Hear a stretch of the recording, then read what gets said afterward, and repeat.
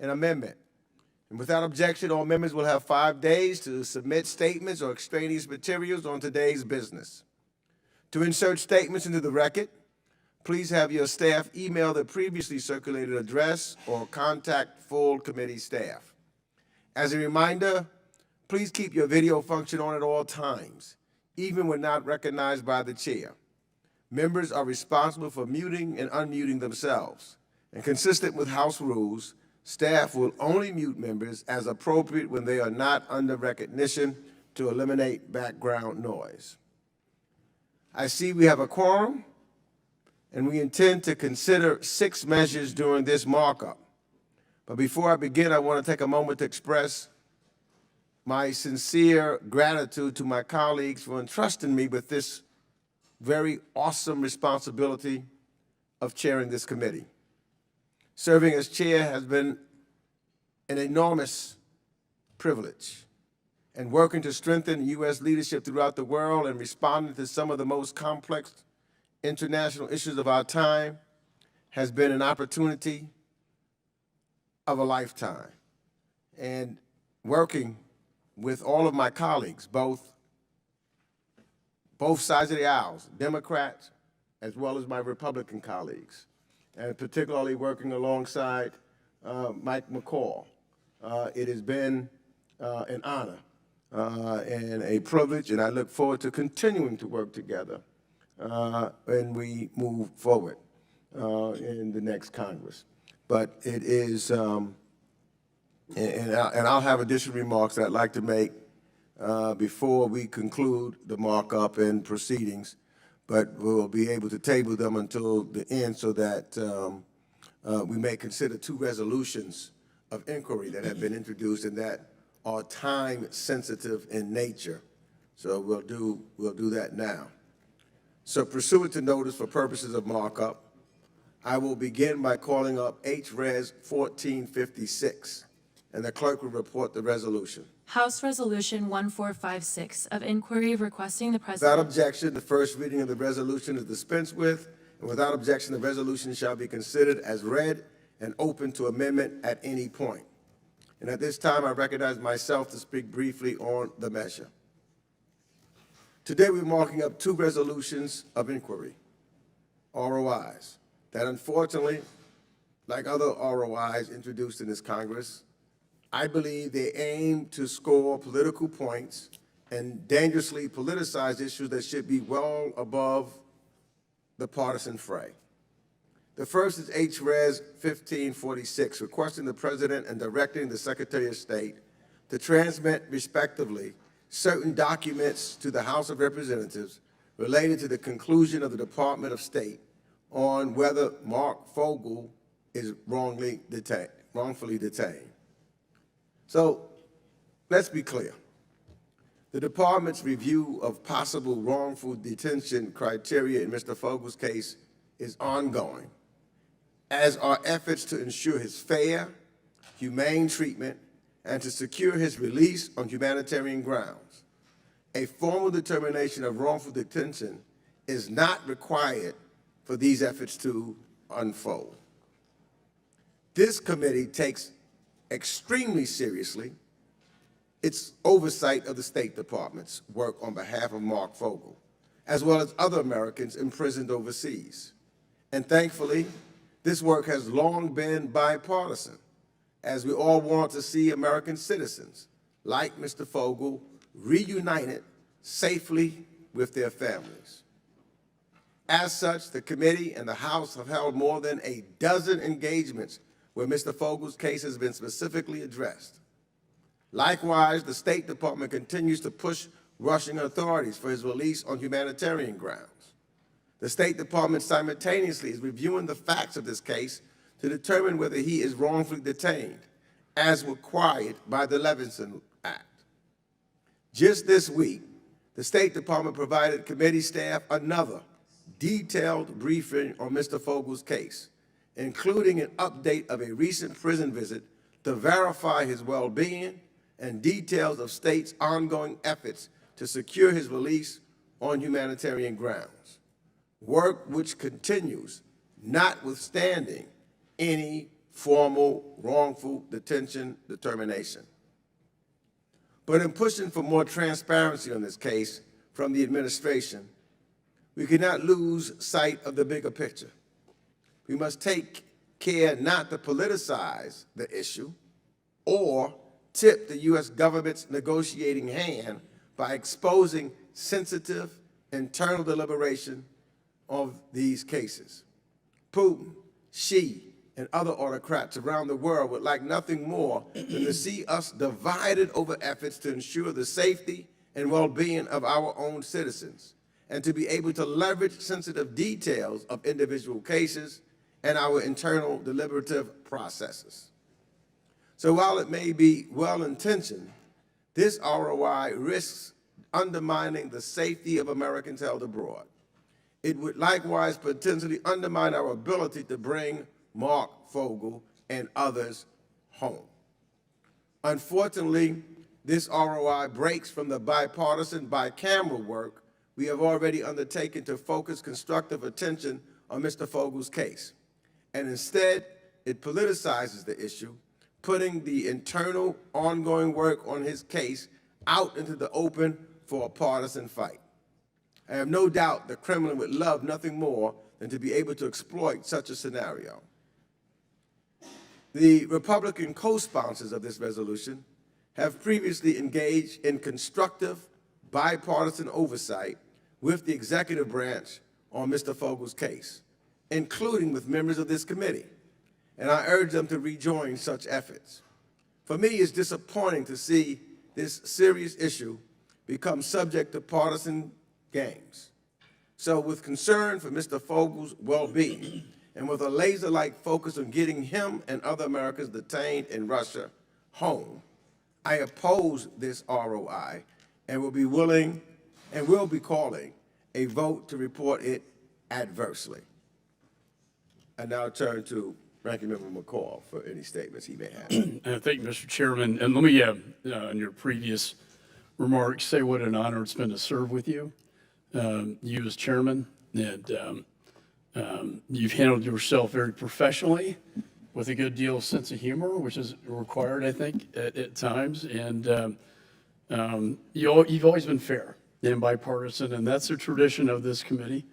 And we intend to continue that. And it's, again, been a real honor working with you. So thank you for that. And now I'm going to have to be partisan. I like to be bipartisan, but this ROI requires the Secretary of State to turn over records concerning Mark Fogel, a 60-year-old American teacher who currently is detained in the IK2 labor camp north of Moscow. It's imperative that Congress receives these records, even if it is in a classified setting. Congress wrote the Levinson Act for the explicit purpose of providing assistance to U.S. citizens taken hostage by foreign governments. We laid out explicit criteria for the State Department to use when deciding whether Americans are being unlawfully or wrongfully detained. We owe Mark Fogel and his family a real determination. Not tomorrow or next week, but now. Mark Fogel was arrested by Russian authorities in August of 2021. Every case is different, and I understand that there's no statutorily mandated timeline, but almost a year and a half has gone by. We are all, Republicans and Democrats alike, outraged by Putin's use of Paul Whelan and Brittany Griner as political pawns in his game. The department made a relatively swift determination regarding their wrongful detentions. However, Mark and his family deserve answers. And I acknowledge that the department has not ignored this case and that Consular Affairs, SPEHA, and the European Bureau are having regular deliberations. But this ROI would allow Congress to better understand those deliberations in real time and gain access to the information that's being considered when weighing the Levinson Act factors. So with that, I support this ROI and I yield back the balance of my time. Do any other members wish to speak on the measure?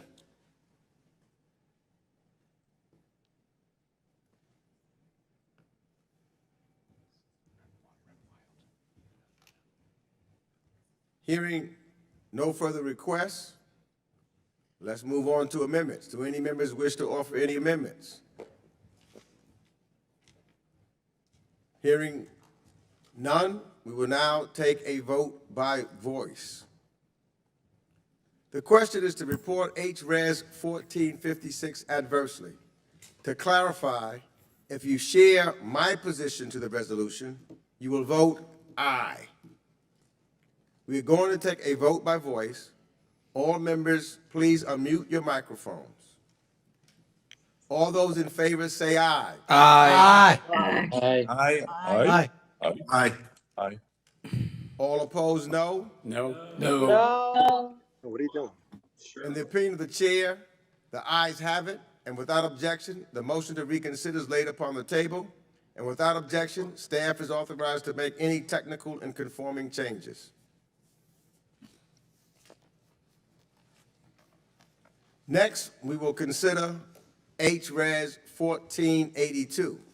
Pursuant to notice, for purposes of markup, I now call up H-Res 1482, and the clerk will report the resolution. House Resolution 1482 of inquiry requesting the president and directing the secretary. Without objection, the first reading of the resolution is dispensed with, and without objection, the resolution shall be considered as read and open to amendment at any point. And at this time, I recognize myself to speak briefly on the measure. Now, this second ROI is H-Res 1482, requesting the president and directing the Secretary of State to transmit, respectively, certain documents to the House of Representatives relating to congressional appropriated funds to the nation of Ukraine from January 20th, 2021 to November 15th, 2022. Now, I unfortunately cannot find any reasonable justification for the ROI introduced by Representative Marjorie Taylor Greene and other American alone extremists. The goal of this ROI could not be more transparent. It is to divide us politically and undermine strong bipartisan support for Americans' efforts supporting Ukrainian freedom and sovereignty. This measure plays straight, directly to Vladimir Putin's hands. That's exactly what he's been waiting for, exactly what he's been looking for. From day one, this committee and the entire Congress has remained resolutely bipartisan in our support for Ukraine as it fights against Russia's illegal invasion. It is this bipartisanship that has been pivotal to Ukraine's success, and it is helping them win. Acknowledging the unprecedented nature of the aid we are providing, the administration is fulfilling its duty to spend every U.S. taxpayer dollar in a transparent and accountable way, and to keep Congress informed at each and every step in the process. Since February, the administration has engaged with members and staff on no less than 50 occasions. Our brave diplomats working in a war zone in Kyiv have gone to painstaking lengths to track, monitor, and evaluate U.S. assistance. The administration, meanwhile, is cooperating fully and openly with an interagency task force of 3 inspector generals from state, DOD, and USAID to monitor, to track, and account for the totality of assistance provided to Ukraine. At every turn, the departments, agencies, and OIGs have kept this committee and the Congress more broadly and appropriately briefed and informed. In October, the administration further expanded and integrated ongoing monitoring and accountability efforts to ensure close tracking and transparency of all security assistance provided to Ukraine and additional support to neighboring states to bolster border security and counter political diversions or illicit transfers. Moreover, President Zelensky and the government of Ukraine, vocally grateful for the generosity of the American people, have taken care to endorse and provide any insights that our government needs to ensure our aid is being spent the right way. Yet I regret that we have some voices, extremist voices in my opinion, like the sponsors of this ROI, echoing the propaganda of the Kremlin and are aiming to advance a narrative that supporting Ukraine is poor for the resources of the American people. They are trying, folks, to divide us.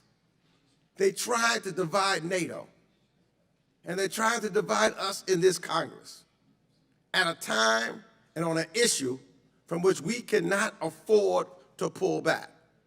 The consequences for the people of Ukraine, for democracy, and for the security of Europe, the United States, are beyond and beyond, are too dire.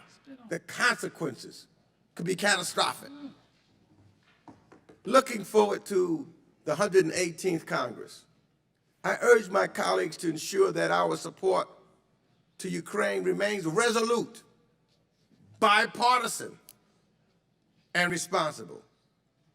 We've traveled collectively together to Poland, to areas that are close to the Ukraine border and to Ukraine. This is not the time for us to be divided. We've held together with NATO and the EU and other allies. Let's not fall into this trap. Let's stand together. Let's send one message out that we support in the United States House of Representatives, especially on this Committee of Foreign Affairs. We support Ukraine, and we're going to give them the resources that they need so they can win militarily and also humanitarian aid, because we see what Putin is doing to them right now, bombing their energy resources, holding them hostage in various other areas. Winter is upon them. This guy's committing war crimes. The only way he can win is divide us. Let's not let that happen. So I oppose the political, and it hasn't emanated from this committee, but I do see from others now, this is really a sideshow. That's what this ROI aims to create. So therefore, I will be also calling a vote to report it adversely, and now yield to Mr. McCall. Thank you, Mr. Chairman. You know, you and I have been probably some of the strongest supporters of the efforts in Ukraine to defeat the horrors of what Mr. Putin has done. And in fact, Ukraine's winning this fight. And we need to give them everything they need to win this. The Russian military has been very much decimated, and not one American soldier has died. I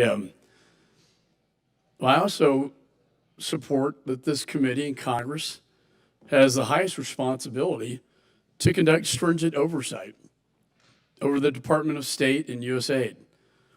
Every single U.S. dollar counts, and the Biden administration should expect the Republican-controlled majority in the House next Congress to be vigilant in demanding transparency and accountability for U.S. assistance to Ukraine. The American taxpayer deserves this. So the era of writing blank checks, I think, is over, and you're going to see an era of transparency and accountability, because at the end of the day, the American people need to trust what we're doing and where's the money going. And if we can demonstrate that it's actually going to help them win this effort, it makes our case stronger. This ROI, Resolution of Inquiry, requests the administration to transmit relevant documents related to congressionally appropriated funds for Ukraine. I support this resolution as a means to obtain critical information from the executive branch that will help Congress ensure that our support to Ukraine is being spent effectively and as intended by Congress. Importantly, this resolution requests information from the administration starting on January 20th, 2021, a full year before Russia's unprovoked war of aggression began. It will be critical for Congress to closely examine the administration's failure of deterrence leading up to February 24th so that it cannot be repeated in the future. And within days of being sworn in, President Biden agreed to a clean 5-year extension of the New START treaty, giving Putin exactly what he wanted. In May of 2021, the president waived congressionally mandated Nord Stream 2 sanctions, threatening the credibility of Western sanctions at a critical time in history. In August of 2021, Mr. Biden oversaw the disastrous withdrawal of U.S. troops from Afghanistan, damaging U.S. credibility with our partners and emboldening U.S. adversaries.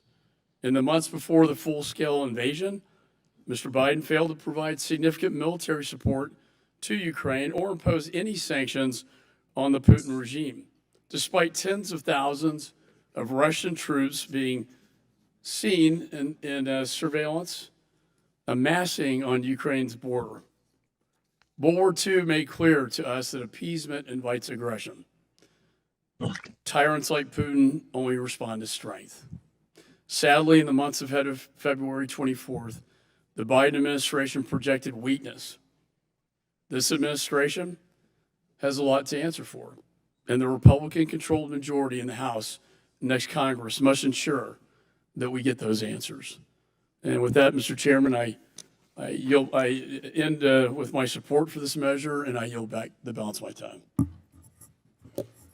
Any other members wish to speak on this matter?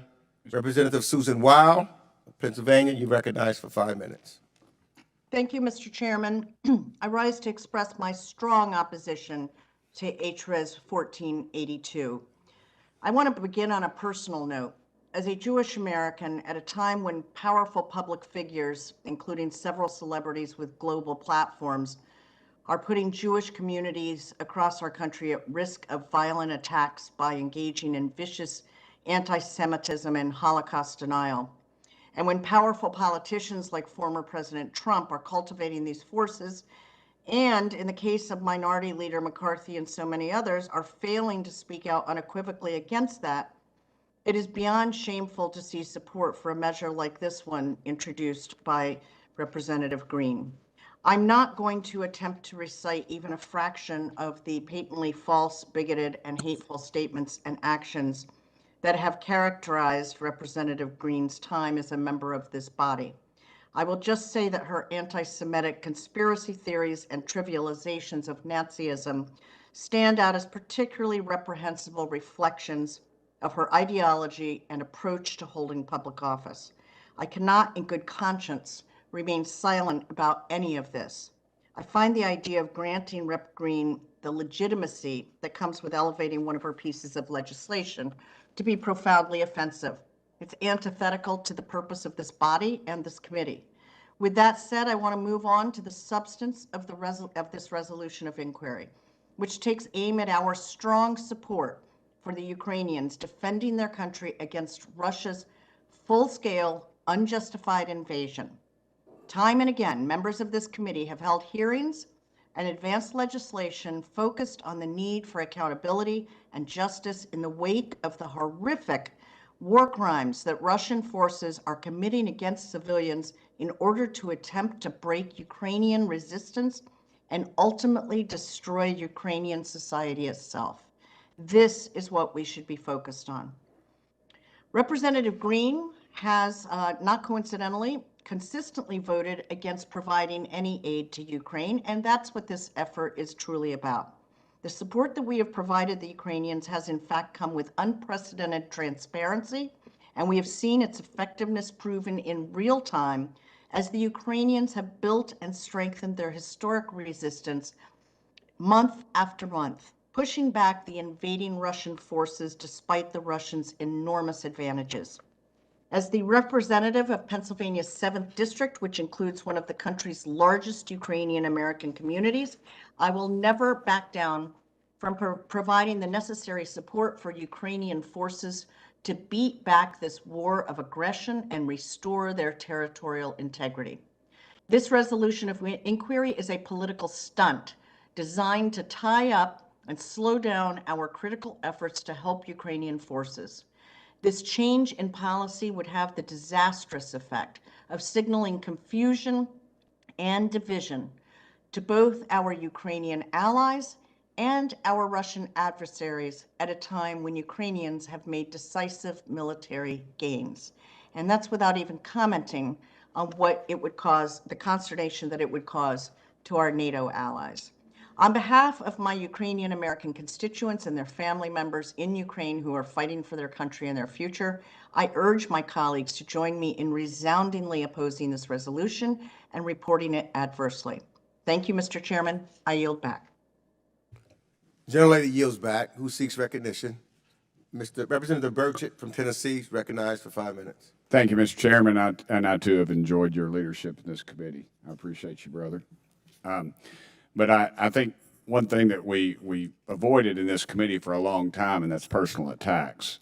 And that I just witnessed a personal attack against one of our colleagues that I don't think is very appropriate. It's not becoming of this committee. A lot of issues were brought in to this, and the reality is all this is a vote about accountability, about transparency.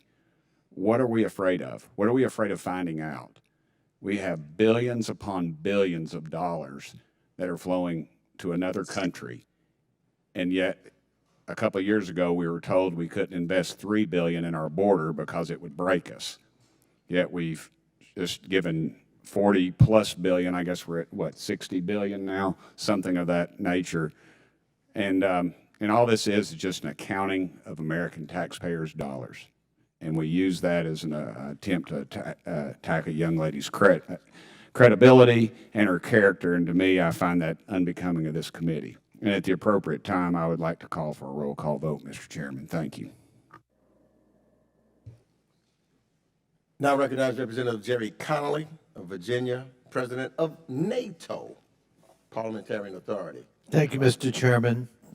And of course, at the appropriate time, I want to also add my remarks to those of our colleagues about your chairmanship. You've been fair and patient, unbelievably patient, and given everyone an opportunity, and you've added glory to the job, and I thank you. Thank you so much for your leadership and your friendship. You know, I heard Mr. Merchant, whom I like, Mr. Burchett, he said, look, this is a simple matter of accountability. I wish that were true. But we all know that's not true. We all know that behind this is something else. And at this moment, that risks serious undermining, serious erosion in confidence on the battlefield in Ukraine. The people of Ukraine have lost their electric power, their access to the internet, water, heat in a terrible winter. And those brave people are carrying on to fight an enemy that knows no bounds. And right now, the only signal we should be sending those people is our unswavering support. There'll be plenty of time to look at accountability and transparency. We should. Right now, we're in the middle of a war. Yesterday, I met with my counterpart from Ukraine. He's a member of the parliament. He's a brave young man. He goes out and fights and serves his country in the Rada in their parliament. He was here in Washington meeting with people up here and with the administration. He told me that yesterday there was 70 missile strikes against Ukraine, 70. And that just one category of missiles, the Russians have 7,000 in their warehouses. That would mean another 100 consecutive days, theoretically, of 70 missile strikes a day. Can one imagine the cost of that in human lives, in human suffering? and the damage to infrastructure that is very difficult to repair. Because we're talking about old utility systems, many of which date back to the Soviet era. And they're trying to cope with all of that. And they need our support. They need our friendship. They need to know they can count on us. And while maybe we should have a discussion about accountability and transparency, I'd join that discussion. It's not now. We can't pretend that's all this is about. This is about reaffirming our support to the Ukrainian people and their struggle against authoritarianism, their struggle for the simple right to determine their own destiny, and they're sacrificing their lives for it. The least they can expect from us is that we will help them in that effort. We won't fight the fight for them, but we will make sure they have the resources they need to win that valiant fight. So, Mr. Chairman, I join you in opposing this seemingly simple ROI that is anything but, because of the context and because of the message I believe it would send to the Ukrainian people. I would also add, Mr. Chairman, because you mentioned wearing my other hat as the president of the NATO Parliamentary Assembly, the legislative arm of NATO. We need to be cognizant of the message we send our allies. In recent years, they have reason to believe maybe we're not that reliant. And we don't want to send any mixed message on this subject. We want to make sure that that alliance is strong, it's cohesive, and it's unified. And that we're showing nothing but solidarity at this precarious moment. It's particularly important since the Ukrainians are actually winning on the battlefield. So I'm all for transparency and accountability, but not in this resolution, not now, not with this message. I yield back. Gentleman yields back, and I recognize Representative Brian Mast of Florida for 5 minutes. Thank you, Mr. Chairman. I just heard a couple of very interesting arguments. I want to make sure that I'm clear on those arguments. Mr. Connolly, you're happy to rebut. Oversight's important, billions of dollars being spent. Just don't do oversight on it now. Am I understanding that argument correctly? Well, not in the context that follows, I don't want to support any more aid to Ukraine. I think I quoted you, though. Oversight's important, just not now. In that context. So this can't be the direction of Congress. That argument is shoot first, ask questions later.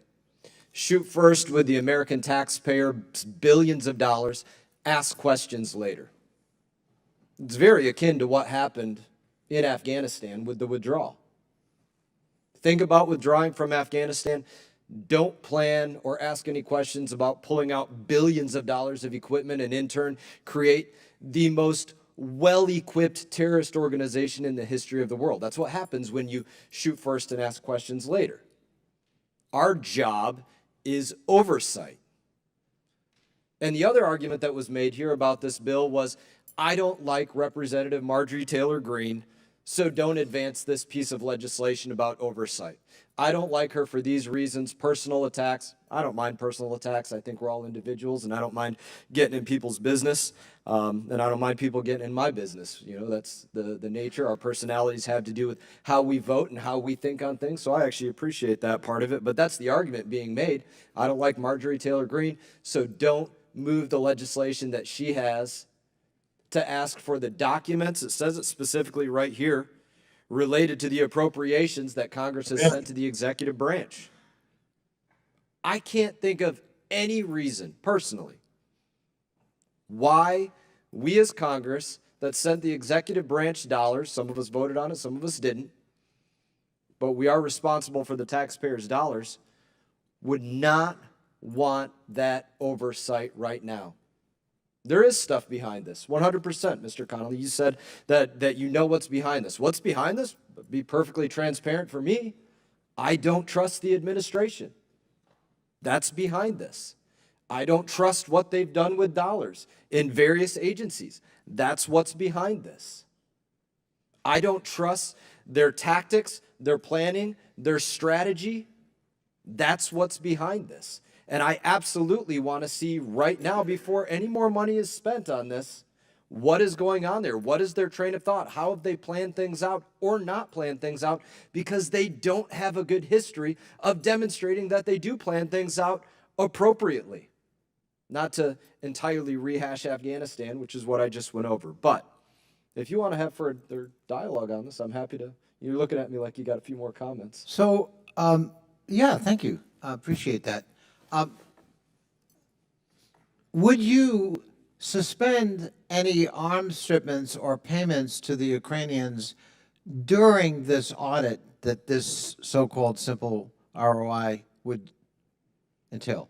It's not the request of this particular piece of legislation to suspend anything. It is that within 14 days of the passage of this, that these documents related to any appropriations by the House of Representatives to the executive branch be sent over here so that we can review this and do our oversight. No, but doing you- our oversight should absolutely, in answer to your question, and I'll certainly leave you time to respond. I like the dialogue.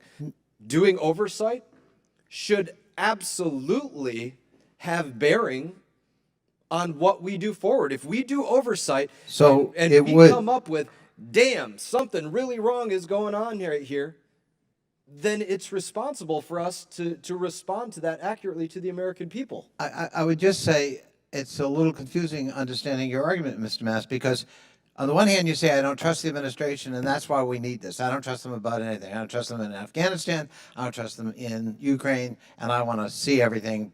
And the implication is, before we proceed with any more aid, in the middle of a war,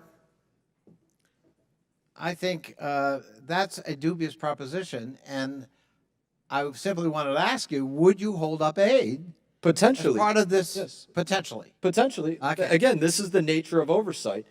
If what comes back and us doing oversight says, man, the administration is really screwing this up, not paying attention to this, no tactics, no strategy, this, yeah, that should have bearing on what Congress does with appropriations. That is the nature of oversight and reviewing documents. Mr. Mass, My time is up. That's Gentleman's time has that's not expired. the nature of oversight in the middle of a war. Gentleman's time has expired. I now recognize Representative David Cicilline, Rhode Island, for 5 minutes. Thank you, Mr. Chairman. I rise in strong opposition to this resolution of inquiry. I think one of the things we have learned in our very close monitoring of the war in Ukraine is the importance of a unified approach, both that is led by the United States with our allies in the region, but an understanding that Vladimir Putin is engaged in a brutal, vicious, unwarranted, illegal attack on the Ukrainian people. And many of us have traveled to the region and seen the fight. The men and women of this country are fighting and dying to defend their democracy, to defend their right to decide their own future, to defeat a brutal dictator, authoritarian figure, Vladimir Putin, a war criminal who thinks he can redraw the lines of a country by force.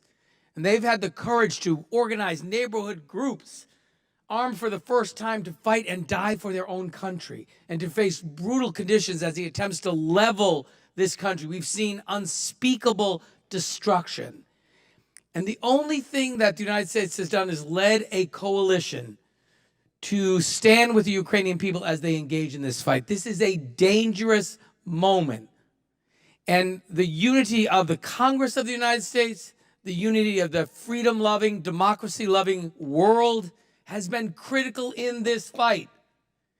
And we cannot do anything to undermine the very strong message that we stand committed to remain with the Ukrainian people until they win this fight. China is watching. Dictators and authoritarian leaders all over the world are watching how we behave in this moment. And we should also recognize that the author of this legislation is the same person who at a rally on November 4th of this year said, not if the GOP, the Republican Party, takes over, not one more penny will go to Ukraine in their fight for freedom and democracy.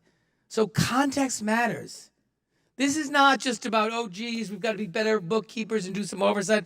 Of course, we're all responsible. We all take an oath to honor that oath by making sure we do our jobs and provide appropriate oversight for every dollar that's spent. That's not what this is about. This is an effort to undermine America's support for Ukraine, to begin a process to make sure the words of the very author, that not one more penny go to the people of Ukraine in this fight. That's a terrible message. You can, play some political stunts with resolutions of inquiry at different times without lots of consequences. This has a consequence. The world is watching our ability to remain vigilant in our fight and our support to support the Ukrainian people in their fight for freedom and democracy. They're literally losing their lives, facing some of the most treacherous conditions to stand up for democracy, which is under assault all over the world.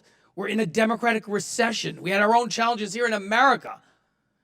And so in this moment, those of us who care about democracy have a responsibility to make sure we're doing everything we can to make sure they prevail. Because they're not just fighting for their own futures. They're fighting for the peace and security of Europe and the peace and security of the world. And when history records this moment, I hope we will all remain committed to this fight, stand with the Ukrainian people, and reject this resolution authored by someone who says not one more penny should go to the Ukrainian people. That alone deserves a no vote on this resolution. I urge my colleagues to follow the chairman's recommendation, and I yield back. Now recognize Representative Scott Perry of Pennsylvania for 5 minutes. Mr. Chairman, I'm not going to take the 5 minutes as a gift to you for your service on this committee. You've been a friend. You've been fair.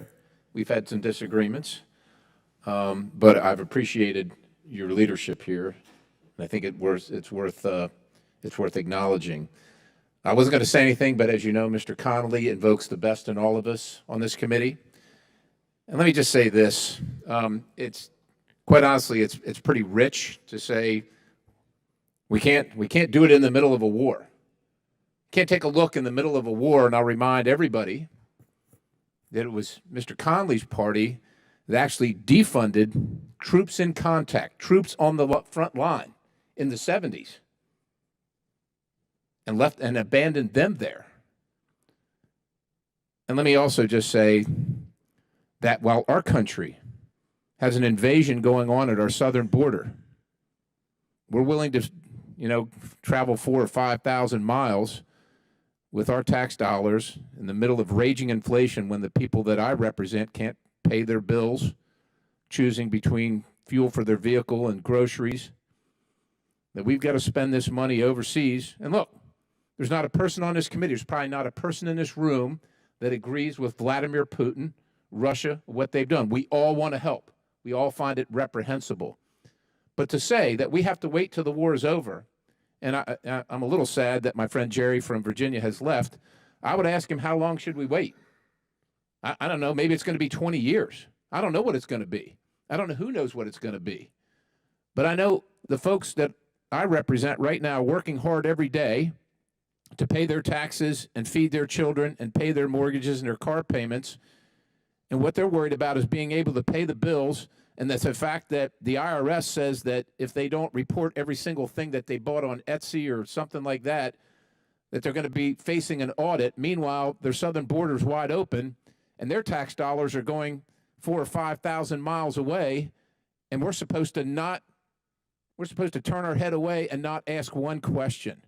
Regardless of the maker of the bill's motivation, it's our job to ask questions. That's what we're doing here. And with all due respect, when myself, Mr. Greene, Mr. Mast, when we were overseas, I know there was accountability asked for the fights that we were in while we were in the fights. With that, Mr. Chairman, it's been a pleasure to serve on the committee. 1 second. Of course, Mr. Chairman. Let me just say this. I think we have. I don't agree with the statement that we have not on this committee been utilizing oversight. As I said, we've had over 50 occasions where we had people from the administration here. We've talked about, and we've had them, whether you're talking about, particularly state, USAID, we've asked them, we've tried to monitor and track and account for the totality of the money that's been provided to the Ukraine. I mean, that's what we've been trying to do. That's what we've been doing. and I've also heard from both sides, is give the Ukrainians what they need because they're winning. We're not questioning, I don't think anybody's questioning whether or not they're winning or not, whether or not the strategy is working or not, whether or not our allies are together with us or not. At least I don't think I've heard that somewhat maybe from the author of this ROI, but I don't think I heard that from anybody from this committee. They all say we're winning. Some say we need to give them more than what we're giving them so that they can win. But we've been doing this oversight. It's not like we've had our eyes closed and saying nothing else is happening. We're doing that. We just want them to win. Mr. Chairman, I hope they win too. I hope they do it soon. But I don't think asking asking our own government for an accounting of our citizens' tax money in regard to the support of Ukraine is too much to ask. And with all due respect, while I know that we've been doing some oversight here, I think it falls far short of what it needs to be in this instance. My constituents are frustrated. They want them to win too. They don't agree with what Russia's doing, but they want an accounting for the money that they're sending to the Ukrainian border and they want to know why it's more important than the money that's not being sent to our border. With that, I'll yield. Gentleman yields back, and I now recognize Representative Tom Malinowski of New Jersey for 5 minutes. Thank you, Mr. Chairman. I believe in oversight in the middle of a war.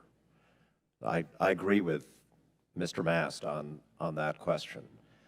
I do want to address a phrase that I heard used today. I've heard it used by Leader McCarthy. And a few moments ago, I heard it used by our ranking member, somebody who I consider a great friend for whom I have tremendous respect. But I do have concern with this phrase, and the phrase is blank check. Blank check means we're giving Ukraine billions of dollars and they can go use it for whatever they want. We don't ask any questions.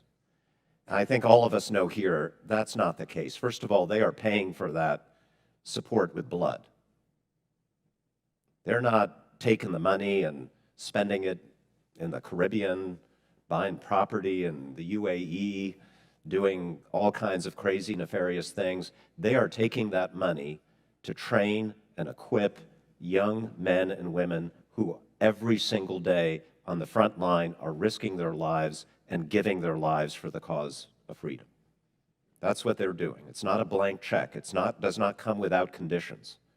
It comes with an expectation that these good people are going to do vastly more than any of us is being expected to do in this situation, and that is to risk and to give their lives for freedom. And we know that that's what they're doing, because as the chairman suggested, we do have plenty of oversight. Every single one of us here has been to numerous briefings at which we've been able to question the administration at length as to what they are doing. Many of us have traveled to Ukraine, and we all have the opportunity to do more of that, and I hope members on both sides will avail of themselves of that opportunity. Sit in our embassy, sit with our USAID personnel, sit with our DoD personnel that are conducting oversight, that are tracking every single weapon, every single piece of ammunition that's going to the front line. A lot of us are in touch with Ukraine's own anti-corruption campaigners. These are amazing people, because this is a problem in that country over the years. As we all know, the United States helped to train a lot of Ukraine's anti-corruption organizations. Are they asking for this? No, they're not. But they are certainly tracking every single penny that we are giving to their government. And I, knowing these folks, if anybody in the Ukrainian government was misspending the funding that we are providing at a time when the life of every single Ukrainian is on the line, they would want to hang those officials by a lamppost. They are our eyes and ears as well in this effort. So let's continue to do oversight. And if you think that we need to do this as well, that's fine. But let me tell you what this would actually mean. Very, very little, other than asking probably dozens and dozens and dozens of people at the State Department, USAID, and DOD to spend the next 2 weeks not helping Ukraine, not actually conducting the mission that we want them to conduct, but searching through their emails, searching through their documents to come up with an answer to a question that we already know the answer to. Documents that probably no one sitting here today, certainly none of the members, were actually going to read, because we already know the answers to these questions. So if you want to do that, okay, that's fine. But please, I beg you, do not use this phrase blank check, because what that communicates to the American people is that there's something wrong here. It communicates to the American people that we are just giving Ukraine all this money and they're spending it on things that God knows what they're spending it on. We don't know. And we know that that's not true. And I know, Mr. McCall, you of all people do not want to do anything that diminishes public support for what we are doing in Ukraine. In fact, I've heard you many times challenge the administration to loosen some of the restrictions they placed on this aid, to provide more weapons that are not currently being provided, which suggests you agree with me that it's not a blank check. And so, please, let's have oversight. Let's have the right type of oversight. Let's not use language that diminishes public support for this effort. Thank you, and I yield back. Gentleman yields back. I now recognize Representative Mark Greene of Tennessee for 5 minutes. Thank you, Mr. Chairman, and I too thank you for your leadership. And Hey, so it's been enjoyable getting to work with you. Could we? Well, somebody might needs to mute their mic. Thank you, Mr. Chairman. Look, a lot of this argument that we're hearing today against this is about the horror of war and how you can't have an accounting in the midst of the horror of war. Well, as I think about that, there are only a few people on this committee that actually have seen the horror of war. One of them is two people down from me. I know myself, I've made 3 trips to combat. Every time we had to account for every single piece of ammunition, every single piece of equipment, and if something got lost, people were held accountable. You do that in combat. Trust me, you do.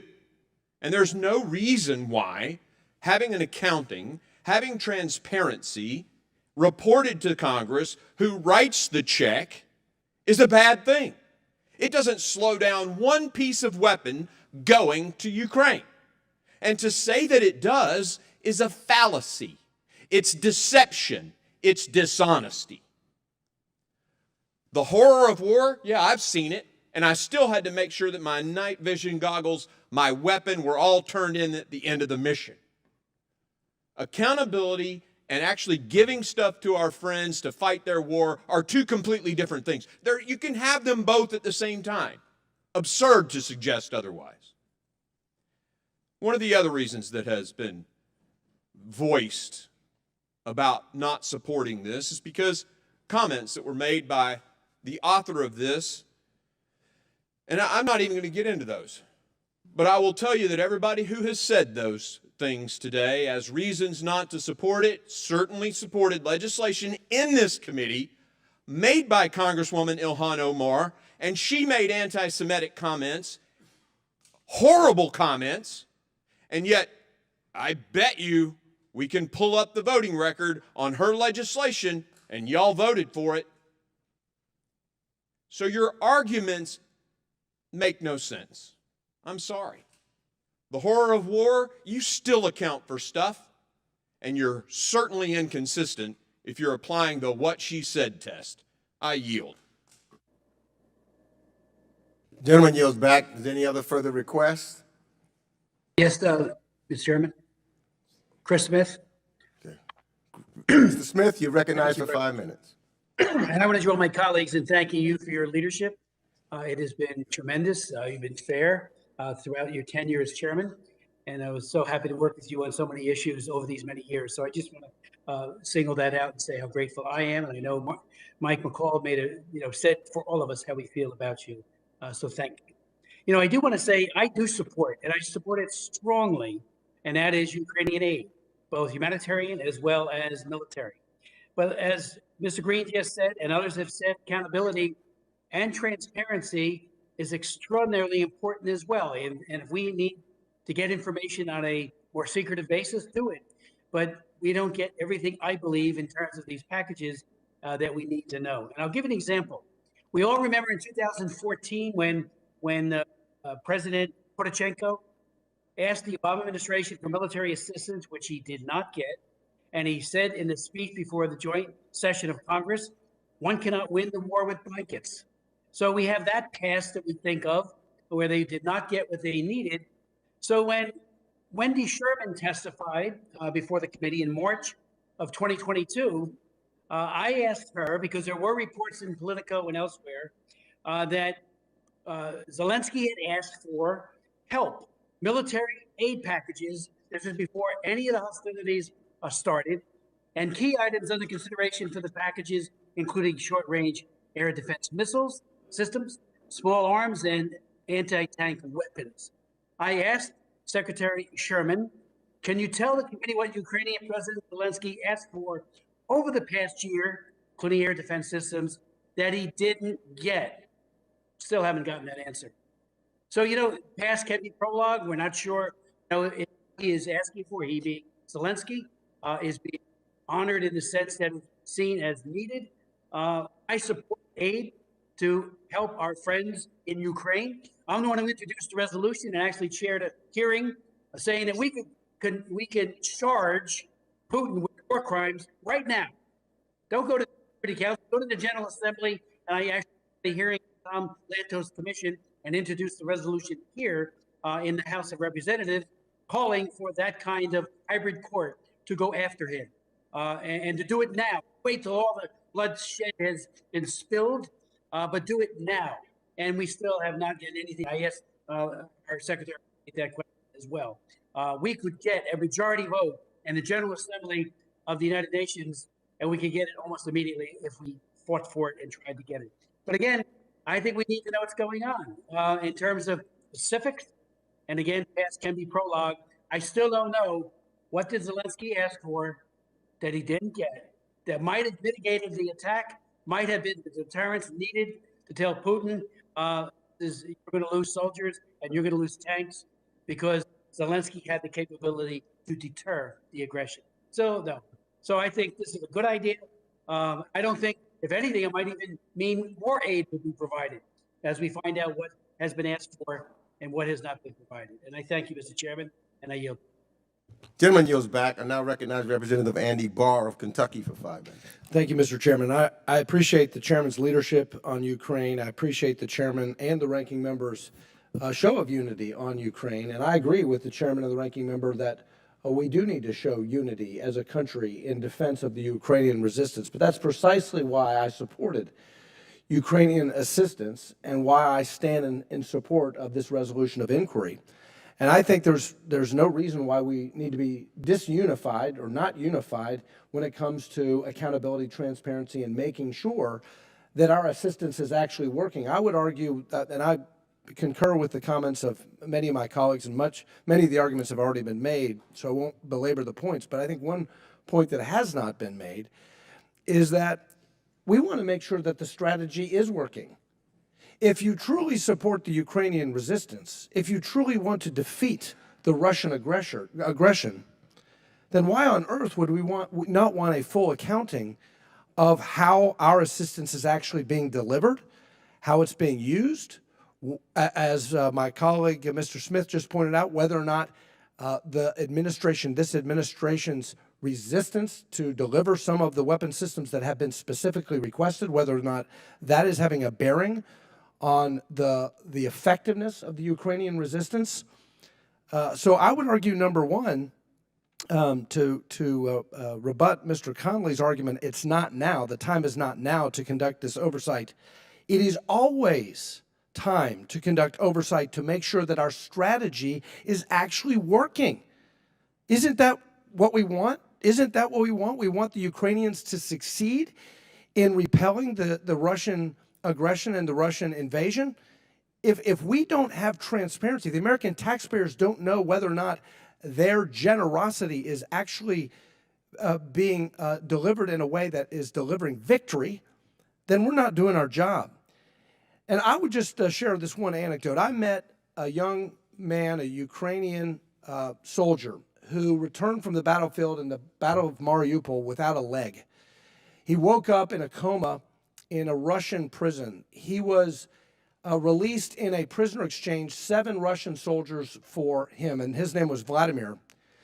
And I told him about my constituents, the taxpayers who had sent me to Washington to vote on these issues of Ukrainian assistance. And I say this as someone who voted for $40 billion in assistance to Ukraine.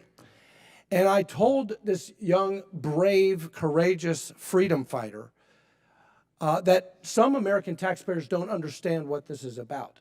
And I asked him to tell me what he wanted me to tell my constituents about what this was all about. And he said, first of all, say thank you to the American people for delivering this assistance, but secondly, tell them that this is not just about Ukraine. This is about humanity and civilization. And that inspires me. And I want to make sure that we're actually supporting the cause that Vladimir fought for in an effective way. And to do that, we need accountability. We need information from this administration that the assistance that the American taxpayer is delivering is working. And so I'll just conclude by saying, I do not believe this measure will diminish public support. I think this measure is required for continued American taxpayer support. So with that, I urge my colleagues to support the resolution. No, it's not about a blank check. If you don't have an accounting, the American taxpayers can think nothing other than this is a blank check. We need to restore confidence in American taxpayers in order to continue the vital assistance that's needed here. And let me just say one other thing, and that is that where is this administration on closing the loophole and sanctions? Where is this administration on fighting Russia in an effective way? By unleashing American energy. You want to crush Russia? Then we need a reversal of this administration's war against American energy. That's what we need to do. Don't give me this nonsense that we need unity. You want unity? You want to crush the Russian aggressors? Unleash American energy dominance again. That's how we win this war. That's how we help Ukrainians. That's how we unite our country in support of the Ukrainian people. And I'll yield to my friend from Tennessee. Just a quick question. What if the transparency found an efficiency that got the weapon systems there faster? Wouldn't that be great? Gentleman's time has expired. I now recognize Representative Pfluger from Texas for 5 minutes. Thank you, Mr. Chairman, and echo the comments from my colleagues about your leadership and the fairness in which you've orchestrated pretty much our hearings throughout this time. Let me just start by saying my good friend from Kentucky, Mr. Barr, makes a great point. It is time to put Midland over Moscow, by the way. We've been saying that for several years. You know, the quote that I heard that really bothers me the most is, not at this time, not right now. Well, I couldn't think of something more disrespectful to my 750,000 constituents, hardworking men and women. That's $121 per person in this country. If we just go with the $40 billion. For a family of 4, that's $484. That's a check that we've just written. As someone who actually served in combat along with these others that have mentioned it, you know, I'd like to know the effectiveness of something that I supported. We're not asking the Ukrainian government to do anything that's going to hamper this effort. Nothing to slow them down. We're asking the U.S. government to show us the receipts. We're asking the United States government to tell us where the money went. And with all due respect, the gentlelady from Georgia, Ms. Greene, has every right to know where $90 million, her district share, went. And it's a good question. And we need to figure that out. And so for us in this committee to say that other people don't have a say, don't have a right to ask, not at this time, not right now, that is extremely disrespectful. All 435 of us have the right to raise our hand on any given day without persecution. And I've heard it in this committee time and time again that we should respect each other. This is disrespectful to the gentlelady from Georgia. Regardless of where she stands on this issue, how she voted, she has the right to know where $90 million, her district share, 750,000 people, of the 40 billion that was voted on.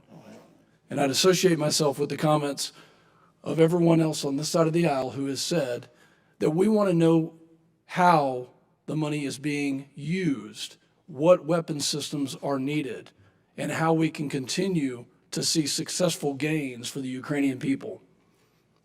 I would challenge, and yes, I will yield in just a second. I would challenge anyone on this committee who has talked to the warfighters, the Ukrainian warfighters who have come to my office and have asked for specific things.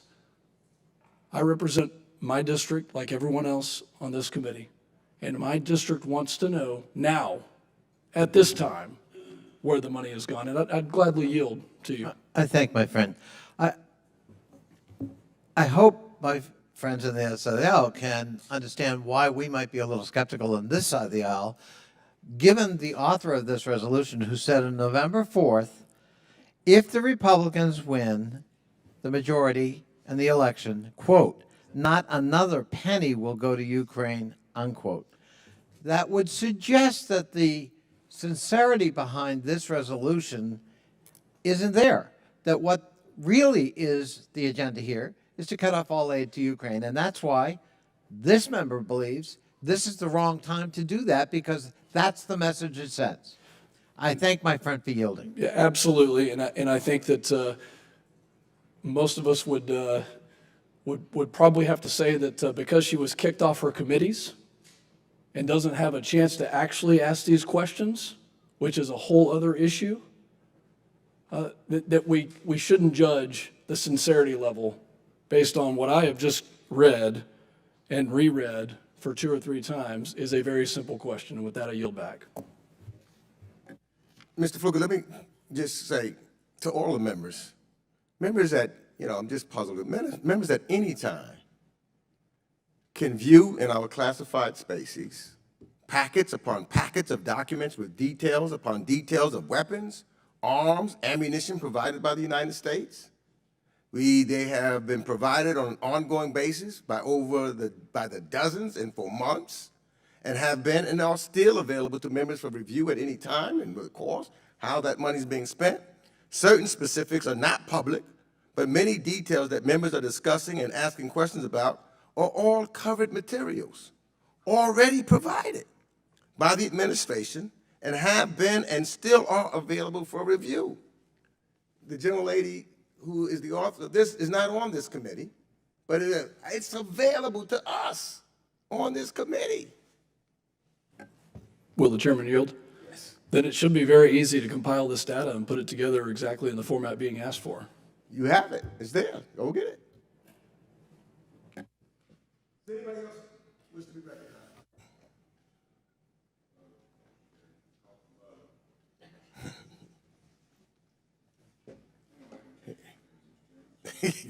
You're not? All right, no. Hearing no other, are there any amendments?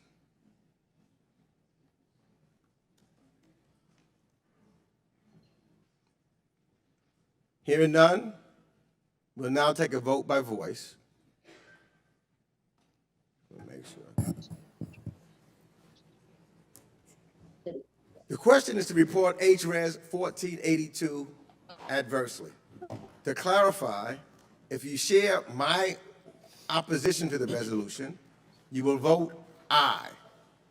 We're going to take a vote by voice. All members, please unmute your microphones. All those in favor say aye. Aye. Aye. Aye. Aye. Aye. All opposed, no. No. No. No. In the opinion of the chair, the ayes have it, and without objection, a recorded vote is ordered. The question is now to report HRES 1482 adversely. As a reminder again, if you share my opposition to this measure, you should vote aye. All members, turn on your video The clerk will please call the roll. Hey, guys, how's it going? I don't see Representative Sherman. I don't see Representative Sears. Hey, Fred, Representative how's it going? Connolly. How are you? Aye.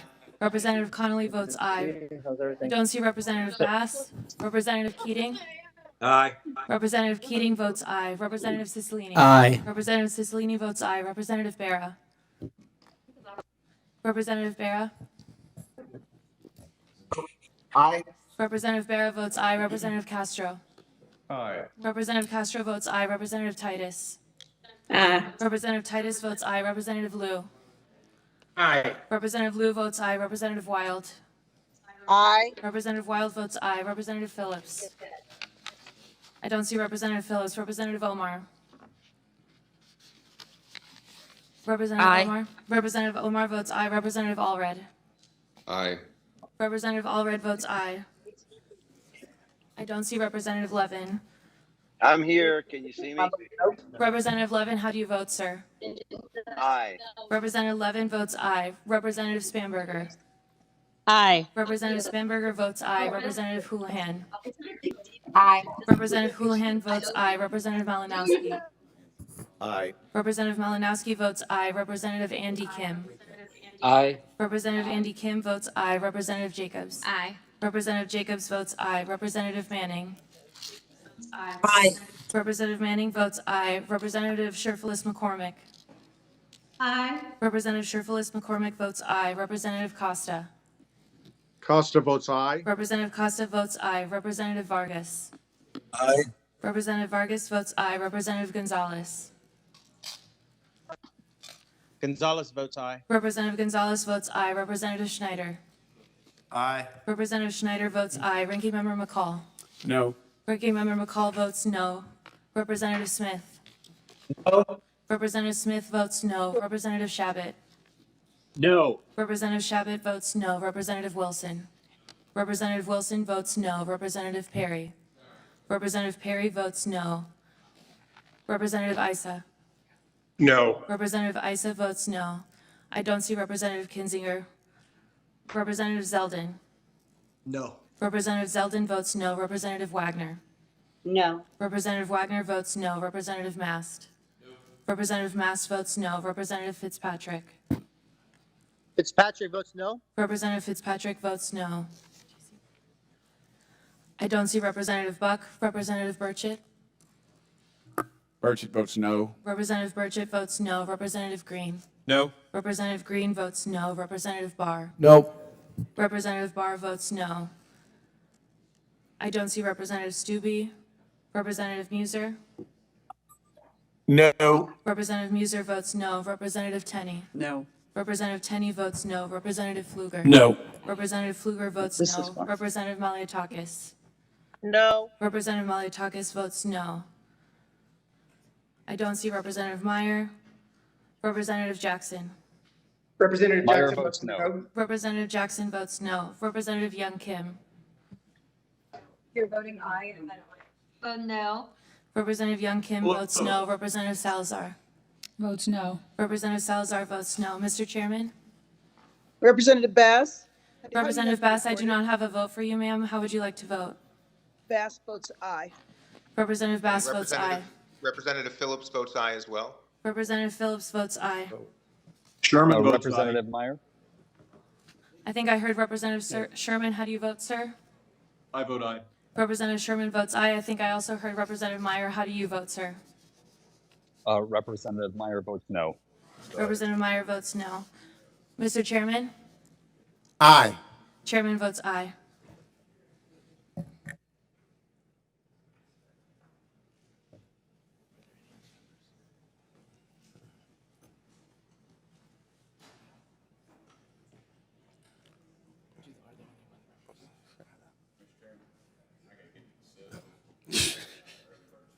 Mr. Chairman, how am I recorded?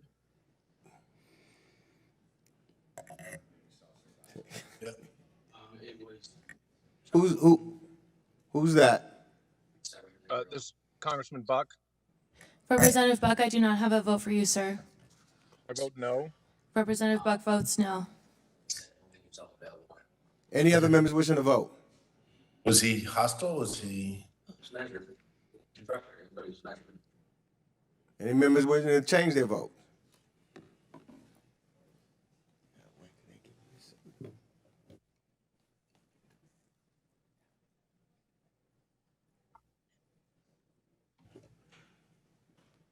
Clerk to report the vote. Mr. Chairman, on that vote, there were 26 ayes and 22 noes. The ayes have it, and without objection, the motion to reconsider is laid upon the table. The measure is reported to the House adversely. Without objection, staff is authorized to make any technical and conforming changes. Mr. Chairman, pursuant to House rules, I request that members have the opportunity to submit views for any committee report that may be produced on any of today's measures. Without objection. Thank you. At this time, the committee is going to recess. We will reconvene the markup tomorrow afternoon. We will update everyone on timing. The committee is now in recess and subject to the call of the chair. See you tomorrow.